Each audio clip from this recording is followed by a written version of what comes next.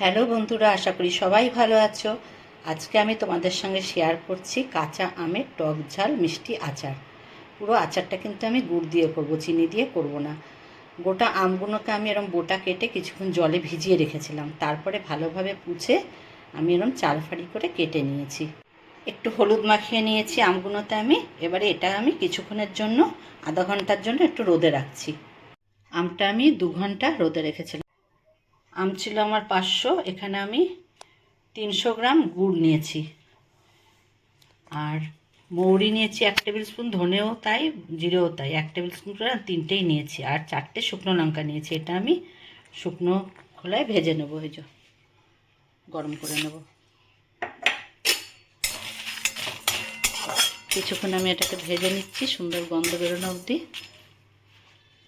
মশলাটা আমার ভাজা হয়ে গেছে, এটা আমি শিলে গুঁড়ো করে নিচ্ছি।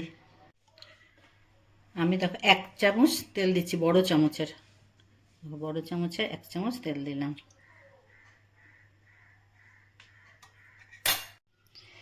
তেলটা গরম হয়ে গেছে, আমি 1 টেবিল স্পুন 5 ফোড়ন দিলাম। এবারে আমি আমগুলো দিচ্ছি।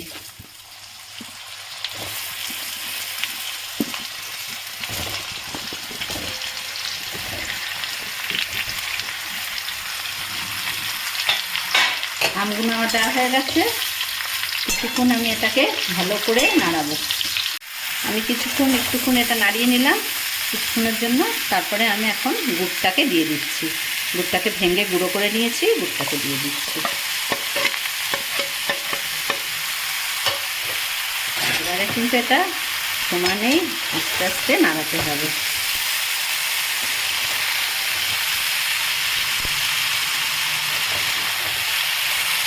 গুড়টা আমার গলে গেছে, এটা এখন আমি শিম আঁচে জাল দিতে থাকবো। তার আগে আমি একটু সামান্য নুন দিচ্ছি, 1/2 চামচেরও কম, দেখো ছোটো চামচে একটুখানি নুনটা দিলে একটু স্বাদটা, মিষ্টির স্বাদটা আরও বাড়ে। দেখো আমি শিম আঁচে এটাকে জাল দিচ্ছি, আঁচটা একদম শিমে রেখেছি। এটা এখন কিছুক্ষণ যত জাল হবে আমগুলোর মধ্যে, তত গুড়ের রসটাও ভালোভাবে মিশবে। এটা কিন্তু মাঝে মধ্যে হালকাভাবে নাড়াতে হবে, নতুবা গুড়টা লেগে যাবার ভয় থাকবে নিচে। খুব সাবধানে নাড়াতে হবে যাতে আমগুলো গোটা গোটাই থাকে। আমগুলো গোটা গোটা থাকলে দেখতেও ভালো লাগবে। আমি কিন্তু 2 চামচ চিনি এতে মেশাচ্ছি। 2 চামচ চিনিটা অল্প মেশালে কি হবে, এর কালারটা আরও সুন্দর হবে। 2 টেবিল স্পুন চিনি মেশানো। এটা এবারে হয়ে গেছে। একটু এরমভাবে নিয়ে না, একটু এরমভাবে চেক করবে, এই যে হাতে এরম আঠা আঠা লাগলেই বুঝতে পারবে এটা হয়ে গেছে। এটা আমার হয়ে গেছে। এবার আমি ভাজা মশলাটা এতে দিয়ে দেবো। এই যে ভাজা মশলাটা দিচ্ছি।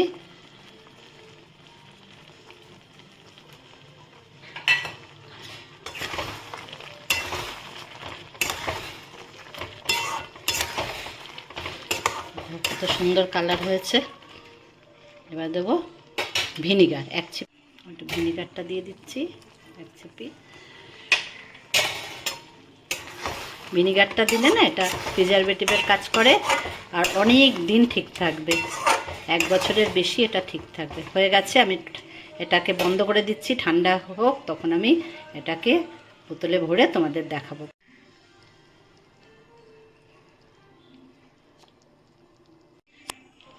আমার এই আচারের রেসিপিটা কেমন লাগলো তোমরা অবশ্যই কমেন্ট করবে, লাইক করবে। তারপরে যারা নতুন বন্ধু তারা অবশ্যই আমার চ্যানেলটাকে সাবস্ক্রাইব করে নিও, আর বেল আইকনটা প্রেস করলে নতুন পুরনো সব ভিডিওই তোমরা দেখতে পাবে। আচারের রেসিপিটা তোমাদের কেমন লাগলো বন্ধুরা, সবাই আমাকে জানিও কমেন্ট করে। সবাই ভালো থেকো। দেখো আমি কাচের জারে এরমভাবে ভরে রেখে দিয়েছি ঠান্ডা হবার পরে।